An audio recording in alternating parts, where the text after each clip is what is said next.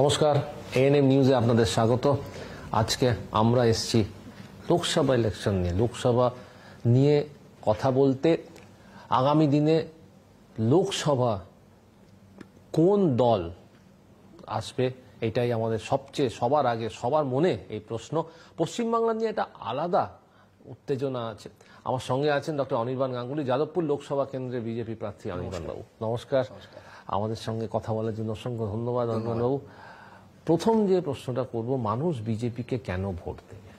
আপনারা কি বিষয় নিয়ে মানুষের কাছে যাচ্ছেন যে জন্য ভোট চান? দেখুন, এই ইলেকশনটা নরেন্দ্র মোদীকে তৃতীয়বারের জন্য প্রধানমন্ত্রী নির্বাচিত করার ইলেকশন এবং তার গত 10 বছরের রেকর্ড। এক, দুই হলো মনে রাখতে হবে যে তিনি প্রত্যেকবার 2014 থেকে 2019 প্রত্যেকবার তিনি তার ব্যবধান, তার ম্যান্ডেট, তার ভোট পার্সেন্টেজ তিনি বাড়িয়েছেন। এটা তার ম্যান্ডেট, তার পারফরমেন্সের উপর ম্যান্ডেট, এবং তিনি সেটা পরিষ্কারভাবে বলছেন। He is presenting his report card to the people, যেটা উনি গত 10 বছর নিরন্তর করে গেছেন। এবং আগামী দিনে উনি আরো কি করতে চান, এই যে বিকশিত ভারতের কথা বলছেন, কি করতে চান, how does he she India? He wants to make India into a great power, into a power that matters, এবং এই দেশের ফান্ডামেন্টালস গুলোকে আরো স্ট্রং করতে চান, আরো শক্তিশালী করতে চান। এবং দেশের মানুষ, পশ্চিমবঙ্গের মানুষ তার পারফরমেন্স দেখেছে। তিনি কি করতে চাইছেন দেশের জন্য, পশ্চিমবঙ্গের জন্য, এবং সেই জন্য বিজেপিকে এই কারণে চাওয়া উচিত, তাকে প্রধানমন্ত্রী হিসেবে তৃতীয়বারের জন্য নির্বাচিত করা উচিত।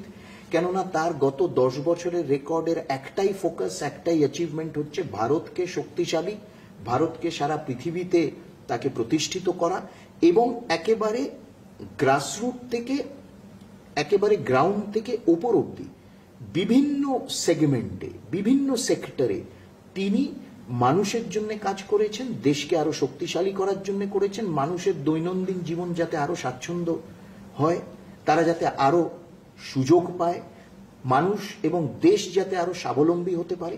এই সব মানে এন্টায়ার গ্যামট তার ট্র্যাকের যদি দেখা যায়, সেইটা দেখে মানে ব্যক্তি নরেন্দ্র মোদী না গুড গভর্নেন্স? দুটোই। কেন, ব্যক্তি নরেন্দ্র মোদী ছাড়া গুড গভর্নেন্স হবে না, এবং নরেন্দ্র মোদী বলেই গুড গভর্নেন্স। এটাই হলো ব্র্যান্ড মোদী। এবং আমার বক্তব্য হচ্ছে, সেই ব্র্যান্ড মোদী, ব্র্যান্ড গুড গভর্নেন্সের সাথে জুড়তে গেলে পশ্চিমবঙ্গ থেকে আরো বেশি সংখ্যক বিজেপি এমপিদেরকে দরকার। কেন, after all we are the ruling party. পশ্চিমবঙ্গে বিভিন্ন জিনিস বাস্তবায়িত করতে গেলে আরো বেশি সংখ্যক বিজেপি এমপিদের দরকার, এবং সেই জন্য যাদবপুর থেকেও বিজেপি জেতা উচিত। তো এই জায়গাটায় দাঁড়িয়ে মমতা ব্যানার্জি কতটা ফ্যাক্টর হয়ে দাঁড়িয়েছে? এটা তো অনস্বীকার্য যে উনি একজন জননেত্রী, ওনার একটা পুল আছে বলেই এতটা ভোট পেয়ে উনার এসছেন। তো সেই ক্ষেত্রে মমতা ব্যানার্জিকে কাউন্টার করতে আপনাদের এই মুহূর্তে সব থেকে বড় অস্ত্র কি? না দেখুন, তৃণমূলের তো গত 12 বছর, ইনফ্যাক্ট মমতা ব্যানার্জিকে কাউন্টার করাটা কি, ওরা নিজেদের রেকর্ডের সম্বন্ধে বলুক। মানে আপনি গভর্নেন্সের রেকর্ড বলুন, পুরো গভর্নেন্স রেকর্ড, প্রশাসনিক রেকর্ড সবটাই, এবং পলিটিক্যাল আচরণেরও রেকর্ড। মানে ওদের তো ওয়ারেন্টি একেবারে ওভার ডাবল এক্সপায়ারি ডেট পার করে গেছে। ওই ওয়ারেন্টির কোনো দামই নেই। মানে যে দলটা নিজেকে অল ইন্ডিয়া তৃণমূল কংগ্রেস বলে কিন্তু একটি আঞ্চলিক দল, যে দলের ন্যাশনাল জেনারেল সেক্রেটারি রয়েছে কিন্তু দলটা আঞ্চলিক, তাহলেই বোঝা যায় যে কতটা একটা ফেক পলিটিক্যাল আইডেন্টিটি নিয়ে এই দলটা চলে। আমার কথা হচ্ছে যে তারা নিজেদের গভর্নেন্স রেকর্ড সম্বন্ধে, ল অ্যান্ড অর্ডার, মহিলাদের প্রতি, নারী সুরক্ষা, এবং এই যে বিভিন্ন মানে পুরো পশ্চিমবঙ্গ ছেয়ে ছোট বড় মাঝারি ক্ষুদ্র বড় রাঘব বোয়ালরা সেই যে মানে মাথা চাড়া দিয়েছে এত বছর ধরে, যাকে আমি বলি সন্দেশখালী মডেল, বিভিন্ন প্রান্তে প্রান্তে যে রয়েছে, it's a model of extraction, it is a model of fear, it is a model of exploitation. তারা মানুষকে বলুক যে তারা তাদের 12 বছরের রেকর্ড কি। মানে একটু ওই দিয়ে দিলেই হলো, এটা এই শ্রী, ওই শ্রী, কন্যাশ্রী, এই সেই সবটা থেকেই আবার কাটমানি, সেখান থেকেও আবার কাটমানি। মানে আপনি গভর্নেন্স ভার্সেস গভর্নেন্স করছেন, miss governance versus good governance এইটাতে।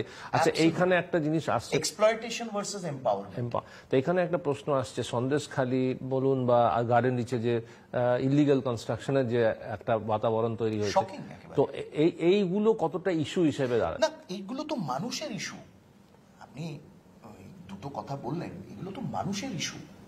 মানে গার্ডেন রিচে can anyone in his or her senses believe this যে মেয়রের সেটা নিজের কনস্টিটুয়েন্সি, এবং মেয়র সেদিনকে বলছে প্রধানমন্ত্রী এখানে এলে বলেন ভ্রষ্টাচার বলছে। ও যেদিন এই কথা বললো তার পরের দিন পুরো কোল্যাপস করলো গার্ডেন রিচে বাড়ি। তো ভ্রষ্টাচারই তো, ভ্রষ্টাচার ছাড়া আর কি আছে? প্রধানমন্ত্রী এসে চোখে আঙুল দিয়ে দেখিয়ে দিচ্ছেন, আয়নাটা মুখের সামনে ধরছেন, ওদের গায়ে লাগছে। ওনার কনস্টিটুয়েন্সি এই গার্ডেন রিচকেই একবার বলেছিলেন না, ও মিনি পাকিস্তান হয়ে গেছে, অর্থাৎ তিনি সেখানকার শাহেনশাহ বাদশাহ। তার নাকের ডগায় এই জিনিস হচ্ছেন, তিনি জানতেন না এনওসি গুলো কে দিচ্ছে, সেখানে পারমিশন কে দিচ্ছে, পুরোটা। মানে লোকাল পুলিশ অ্যাডমিনিস্ট্রেশন থেকে, মিউনিসিপ্যাল অ্যাডমিনিস্ট্রেশন থেকে, সেখানকার কাউন্সিলর থেকে, এটা একটা web. It's a web of extraction, corruption, exploitation, পুরো ওয়েব। এবং এই ওয়েব বিছিয়ে ওরা জাল বিছিয়েছে গত 12 বছর ধরে, এবং এরা সবাই লিপ্ত এর মধ্যে। মানে একটা মেয়রের কনস্টিটুয়েন্সিতে, কলকাতা কর্পোরেশনের মেয়র, তার কি ঐতিহ্য আর ইতিহাস রয়েছে সেই পদের আমি আর তার মধ্যে যাচ্ছি না, কেন তাদের নাম এরা এখন বলতেই হয়তো পারবে না, উচ্চারণ করতে গেলে একটু বাধবে। সেখানে এই জিনিস হচ্ছে, একেবারে বেঘোরে প্রাণ গেল এই কয়েকজন মানুষদের, সেখানে তারা মারা গেল। সেখানে ইললিগাল কনস্ট্রাকশন, পুকুর ভরাট করে কে পারমিশন দিল? জানে না যে পুকুর ভরাট করে সেখানে উঠছে, মানে ওঠানো হচ্ছে বিল্ডিং গুলো, সেই বিল্ডিং গুলোর আগামী দিনে কি দশা হবে? কারা সেখান থেকে টাকা ফায়দা নিয়েছে? কোটি কোটি গাড়ি, কোটি কোটি টাকার ব্র্যান্ডেড গাড়ি চড়ছে তারা কারা? তারা তৃণমূল। তারা কারা? তারা তৃণমূলের আশ্রিত এইসব যারা সব রকম ইললিগাল অবৈধ কারবার করে। মেয়র জানে না, ওখানে গিয়ে বড় বড় কথা, তারপর আমরা এই স্টেপ নিচ্ছি, ওই স্টেপ নিচ্ছি, এটা করছি, তাকে পিনালাইজ করছি। প্রথম তো পিনালাইজ মেয়রকে করা উচিত, চিফ মিনিস্টারকে করা উচিত, because he is her blue I'd বয়। এবং এই পার্টিটা চলেই তো because of this kind of, মানে তাদের এক্সট্রাকশনের মডেলটাই এই। সেই জন্য বলছি যে একটা সিস্টেম যেখানে মানে কারাপশনে, দুর্নীতিতে জর্জরিত, সন্দেশখালী এবং গার্ডেন রিচ এই দুটো হচ্ছে তার উদাহরণ। দুর্নীতি এবং এক্সপ্লয়টেশন। সন্দেশখালীতে তো মহিলাদেরকে পলিটিক্যাল স্লেভস হিসেবে ব্যবহার করা হয়েছে, তাকেও সার্টিফিকেট দিয়েছে মুখ্যমন্ত্রী, তাকে সার্টিফিকেট দিয়েছেন, বলছে ও নাকি মানুষের সেবা করে ভালো। এবং তাকে যে শেল্টার দিয়েছিল, এদের পার্টিরই এমএলএ গেস্ট হাউসে শাহজাহান শেখ শেল্টার ছিল গত 55 দিন। অর্থাৎ মুখ্যমন্ত্রী থেকে, ডিজি থেকে, পুলিশের আধিকারিক থেকে, হোম সেক্রেটারি থেকে, চিফ সেক্রেটারি থেকে শুরু করে সবাই জানতো সে কোথায় রয়েছে, কিন্তু তাকে হাত দিতে পারবে না কেন? সে যতই জমি দখল করুক, এক্সপ্লয়েট করুক, মানুষের ওপর অত্যাচার করুক, মহিলা শোষণ করুক, কেননা সে ইন্ধন দিচ্ছে, অক্সিজেন দিচ্ছে রুলিং পার্টিকে। So that is what we are saying. You see, একদিকে হচ্ছে মোদির মডেল, মোদির গ্যারেন্টি, তিনি যেগুলো বলেছেন সেগুলো করেছেন, এবং অন্যদিকে হচ্ছে মিসগভর্নেন্স এবং ভুয়ো ওয়ারেন্টি এবং ভুয়ো গ্যারেন্টি। আচ্ছা, একদিকে যেমনি good governance versus bad governance দিয়ে এটা পুরো চিত্রটা পশ্চিমবাংলার রাজনীতির প্রেক্ষাপটে আসছে, বিজেপির যে ক্যাম্পেইন হবে বা বিজেপি যে চিন্তাধারা এগিয়ে যাচ্ছে এই লোকসভা নির্বাচনে, সেটার একটা প্রেক্ষাপট এটা good governance versus bad governance, corruption and exploitation versus good governance, তাই তো? তো এবার সেই জায়গায় দাঁড়িয়ে যাদবপুর লোকসভা কেন্দ্রে কি পরিস্থিতিতে এখন আছে, কোন জায়গাটায় আপনি দাঁড়িয়ে আছেন? এগিয়ে যখন আপনি ভোট চাইতে যাচ্ছেন বা ক্যাম্পেইন করতে যাচ্ছেন, তখন কি অবস্থায় আছে? দেখুন, কথাটা হচ্ছে যে গুড গভর্নেন্স ভার্সেস মিসগভর্নেন্স, এটা যেমন একটা ডেমোক্রেসি ভার্সেস অ্যান্টি ডেমোক্রেসি। আমাদের যারা বিরোধী দল, শাসক দল Trinamool Congress, they have also put together and established an anti democratic model. বিরোধীদের প্রচার করতে দেবে না, প্রচারে বাধা দেবে, দেয়াল লিখন লিখলে সেগুলোকে মুছে দেবে, ইনসিকিউর এতটাই। যেখানে তারা 2009-তে যাদবপুর লোকসভা প্রথম জিতেছিল, যখন বামফ্রন্টের তখনও রমরমা। সেই 2009 থেকে 2019 অব্দি তাদের দখলে যাদবপুর, তাও তারা ইনসিকিউর। 2021-এর পর এই যাদবপুর লোকসভায় যে কটা বিধানসভা ছিল, অনেক বিধানসভায় তারা অত্যাচার চালিয়েছে, বিরোধীদের ঘর ছাড়া করেছে, ঘর ভেঙেছে, জ্বালিয়ে দিয়েছে, চাকরি ছিনিয়ে নিয়েছে, দোকান বন্ধ করিয়ে দিয়েছে এবং তাদের বিরুদ্ধে ফলস কেস দিয়েছে। আমি এই মডেলটা এই কারণে বলছি, it is an anti democratic model. এখনো ফেস করছে, এখনো। কেননা এই যেগুলো কেসেস, যাদের বিরুদ্ধে এই সব ফলস কেসেস আমাদের ওয়ার্কার্সদের বিরুদ্ধে দিয়েছে, এখন তাদেরকে পুলিশ ডাকতে আরম্ভ করেছে থানায়, ভয় দেখাতে আরম্ভ করেছে যাতে তারা বুথে না বসে, তারা যাতে প্রচারে না যেতে পারে, বা তারা রাজনৈতিকভাবে যাতে সক্রিয় না হতে পারে। এই পুরো মডেলটা তারা করছে। They are trying to cripple the opposition, specially the BJP. কিন্তু ইলেকশন কমিশন তো এর বিরুদ্ধে, পুলিশের বিরুদ্ধে বা এরকম হলে করছে। ইলেকশন কমিশন তার নিজের একটা পদ্ধতিতে তো করছে, ইলেকশন কমিশনেরই দেখার কথা। কিন্তু ইউ হ্যাভ টু রিমেম্বার যে নিচু তলায় এরা এখনো অপারেট করছে। যেমন আমি একটা উদাহরণ দিচ্ছি, what action has been taken against him. এই যে বারুইপুর পূর্বর এমএলএ বিভাস সর্দার, সে আজ থেকে 15 দিন হবে, 15 দিন আগে 11ই মার্চ সে একটা প্রস্তুতি বৈঠকে বলল যে ওইসব কেন্দ্রীয় বাহিনী টাহিনী কিছু না, আমাদের মহিলা বাহিনী আছে, আমরা সামনে তাদেরকে পাঠিয়ে দেবো।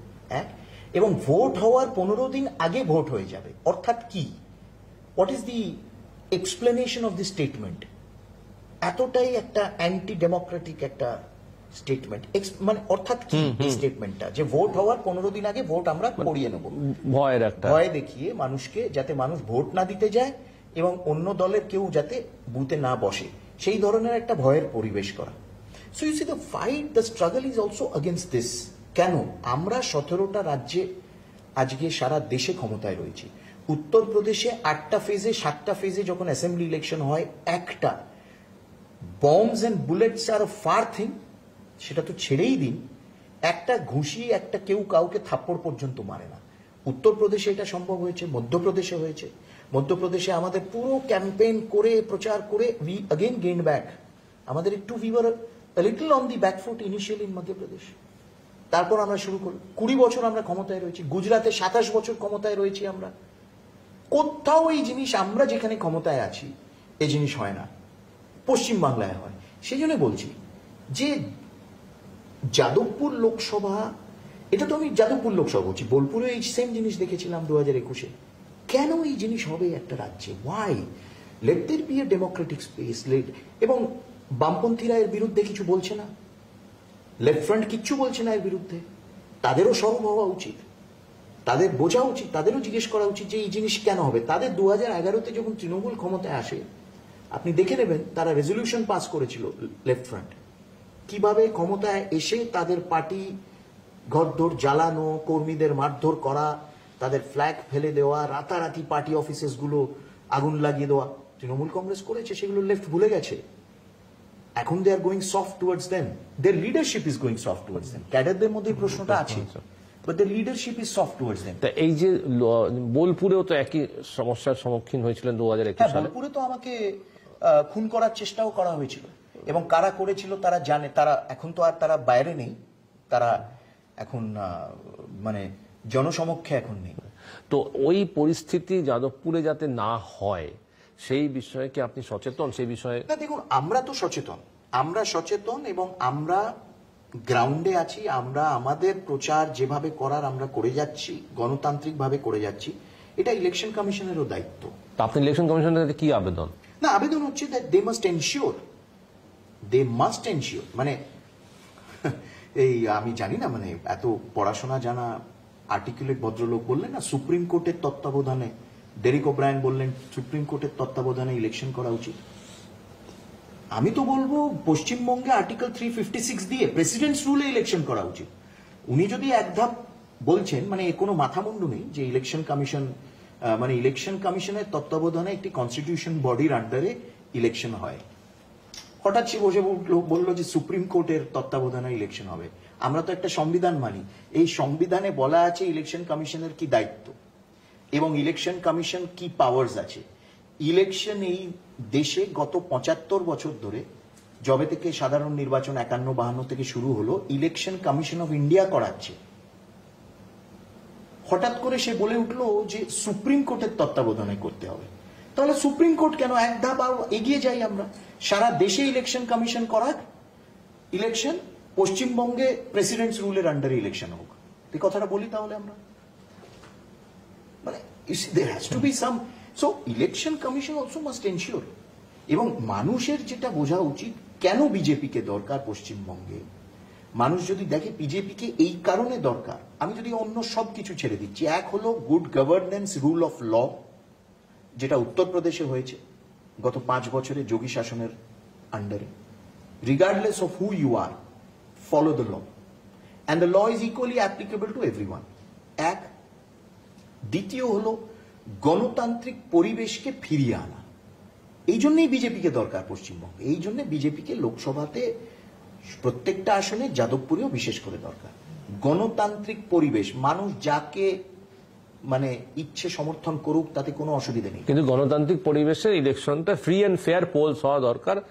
It is the election commission must ensure that, absolutely ensure that. ECI সেটা এনশিওর করা উচিত। এবং যারা, হ্যাঁ, না বলছেন না না, আমি বলছি, এবং যারা, যে অফিসার্সরা আজকে ইলেকশন কমিশনের আন্ডারে এখন কাজ করছেন, স্টেটের অফিসার্সরা, central officers in the state, central services officer, তাদেরও বলবো যে আপনারাও please be mature, don't act as party cadres, don't take political orders আগামী 2.5 মাস। আপনারাও নিজের কাজটা নিজে নিরপেক্ষভাবে করুন, কেন আগামী দিনে today you are working with a certain administration, in future you will have to work with another administration। নিরপেক্ষতা সবথেকে বড় ব্যাপার, কেন আপনাদের রেকর্ডও তো থাকবে না। এবার কটা সিট পাবেন বলে আপনারা আশা করছেন 42টার মধ্যে? না না, আমাদের তো একেবারে 35 seats, we are targeting 35 seats. Target করছেন 35 পাবেন? 35 is the target, we don't, এবং আমরা আমাদের অ্যানালিসিস তো পাবলিকলি বলি না, our target is 35 সিটস। আচ্ছা আচ্ছা, 35 সিট আপনারা। তো সেক্ষেত্রে অনেক মানুষের মুখে যে প্রশ্ন, মানে মনে যে প্রশ্নটা জাগছে, অনেকে আসছে কি, যদি 35 সিট লোকসভায় পায়, তাহলে পরবর্তী ক্ষেত্রে কি বিজেপি সরকার গড়ার মতন পরিস্থিতিতে চলে আসবে পশ্চিমবাংলায়? না, সেটা তো সময়ের অপেক্ষা। দেখুন, সরকার তো গড়বেই বিজেপি, কিন্তু বিজেপি কোনো অগণতান্ত্রিক ভাবে কোনো সরকার কোথাও গড়ে না। যারা ম্যান্ডেট পেয়েছে তারা নিজেদেরকে প্রুভ করুক না। তারা পশ্চিমবঙ্গে যারা 2021-এ জিতেছে, তারা পঞ্চায়েতে আর্ম টুইস্টিং করেছে, এখন আবার তারা অর্থাৎ দে আর আনশিওর অফ দেয়ার ম্যান্ডেট। এবং বিজেপি যদি 35টা আসন পশ্চিমবঙ্গে পায়, মানুষ জবাব দেবে। মানুষ আগামী দিনে কি চায়, মানুষই সেটা দেখিয়ে দেবে। মানে আপনারা কিছু আগ বাড়িয়ে কিছু করবেন না এই মুহূর্তে? না, এইগুলো তো you see, these are all situation আমরা কোনোদিনই করি না, কোনোদিনই করি না। আমি একটা উদাহরণ আপনাকে দিচ্ছি, ত্রিপুরাতে যে ত্রিপ্রামথা, তারা আমাদের সাথে আসতে চাইছে, অর্থাৎ ত্রিপুরাতে কোনো অপোজিশন নেই, দে ওয়ান্ট টু জয়েন। কেন? তাদের মনে হচ্ছে Narendra Modi is a credible leader, এবং আমরা যদি তার সাথে জুড়ে যাই, তাহলে আমরা যে দাবি দাওয়াগুলো আনছি ত্রিপুরার জনজাতি মানুষদের জন্য, সেগুলো আমরা পূর্ণ করতে পারবো। Same is the case in other states also. লোকে ব্র্যান্ড মোদি এতটাই বিশ্বাসযোগ্যতা, ব্র্যান্ড মোদির এতটাই, তার গ্যারেন্টির ভ্যালু এতটাই, যে মানুষ সেটা বিশ্বাস করছে, এবং অন্যান্য দলও চাইছে ব্র্যান্ড মোদির সাথে জুড়ে যেতে। এটা আমাদের মনে রাখতে হবে। ত্রিপুরাতে, এখানে ধরুন তৃণমূল কংগ্রেস দেয়াল লিখন মুছে দিচ্ছে, আমাদের ক্যাডারদের ভয় দেখাচ্ছে, দেখানোর চেষ্টা করছে। ত্রিপুরাতে তারা, এই গত বছর যে ইলেকশন হলো, ত্রিপুরা কি হয়, ইলেকশন প্রচারের সময় রাস্তায়, ওদের একটা প্রথা রয়েছে, রাস্তায় ফ্ল্যাগ পোতা থাকে। আমরা ক্ষমতায় ছিলাম ত্রিপুরায় 5 বছর, এখন আবার ক্ষমতায় এসেছি। প্রচারের সময়, প্রচারের আগে, প্রচারের পরে একটা তৃণমূল কংগ্রেসের ফ্ল্যাগ কিন্তু আপনি রাস্তায় পড়ে থাকতে দেখবেন না। আমি ত্রিপুরা চষে বেরিয়েছিলাম ইলেকশনের সময়, নট এ সিঙ্গেল ফ্ল্যাগ। আমরা সরকারে ছিলাম সেখানে 5 বছর, বামদুর্গ ধসে ভেঙে দিয়ে আমরা সেখানে সরকারে এসেছিলাম। করতেই পারতাম, আমরা অনেক কিছু করতে পারতাম ত্রিপুরাতে, কিন্তু করিনি। তিনি রোড শো করলেন, আমি যেখানে ছিলাম তার সামনে দিয়ে গেল রোড শো, কোনো বাধা কিচ্ছু হয়নি, ভালো করে রোড শো করেছেন। নোটার থেকে কম ভোট এসছে সেটা অন্য কথা, লেস দেন নোটা পেয়েছে ত্রিপুরাতে, কিন্তু রোড শো করেছে, ড্রোন টোন দিয়ে এমন ভাবে রোড শো করলো, মনে হবে যে সারা ত্রিপুরার মানুষ সেদিনকে আগরতলায় হাজির হয়েছে, পেছনে খালি ছিল। করেছে, ঠিক আছে, nobody disturb them, we could have done it, But we did not do it. তো এই মুহূর্তে আপনি যে জিনিসটা চাইছেন বা যে জিনিসটার প্রতি জোর দিচ্ছেন, এমফেসিস করছেন, what you're laying emphasis on, সেটা হচ্ছে নিরপেক্ষ election, free and fair polls all over the state and as well as in Jadavpur. Absolutely এটা মানুষ চাইছে। এটা শুধু আমরা বিজেপি বলে বলছি না, শয়ে শয়ে মানুষ আমাকে বলছে যে আমরা দিতে চাই, ভোট ভোট দিতে চাই। অসংখ্য ধন্যবাদ আমাদের সঙ্গে কথা বলার জন্য। নমস্কার। নিরপেক্ষ ভোট এবং নিজের ভোট যাতে নিজে দিতে পারেন, এইটার উপরই জোর দিচ্ছেন যাদবপুর লোকসভা কেন্দ্রের বিজেপি প্রার্থী ডক্টর অনির্বাণ গাঙ্গুলি। আপনারা দেখতে থাকুন এএনএম নিউজ। নমস্কার, এবং আগামী দিনে আবারও আমরা এরকম আরও একজন ব্যক্তিত্বকে নিয়ে বসবো, আলোচনা করব, চর্চা করব। নমস্কার।